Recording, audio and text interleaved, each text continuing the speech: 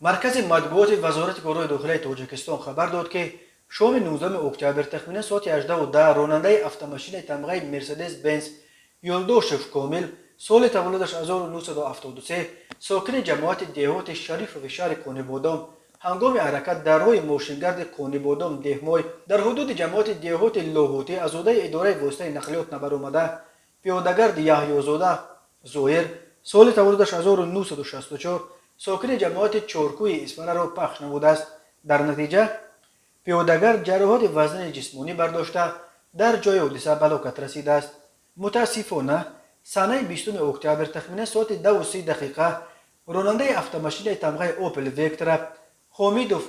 خال محمد سال تولدش 1978 ساکن شهرک غرب نویه رشت هنگام حرکت در شورای وحدت لخش رشت در رو بروی دهه بابای ولی نویه فیض‌آباد از عهده اداره واسطه نقلیات نبرآمده به افت-ماشین تمغه لاد 2107 که تحت اداره راننده ستارف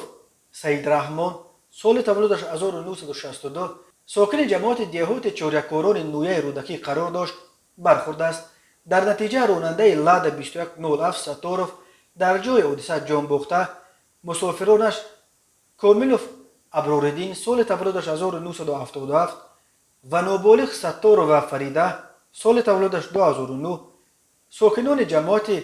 کانستیتوسیای نویه رودکی جراحات گوناگون جسمانی برداشته در بیمارخانه بستری گردیدند. هر سال بر اثر صدمه ها در راههای تاجیکستان صدها نفر هلاک یا مجروح می شوند. از جمله سال 2020 بر اثر صدمه ها در راههای تاجیکستان 375 نفر به هلاکت رسیده، بیش از 1200 نفر معیوب شدند. در نیمه اول سال 2021 در راههای تاجیکستان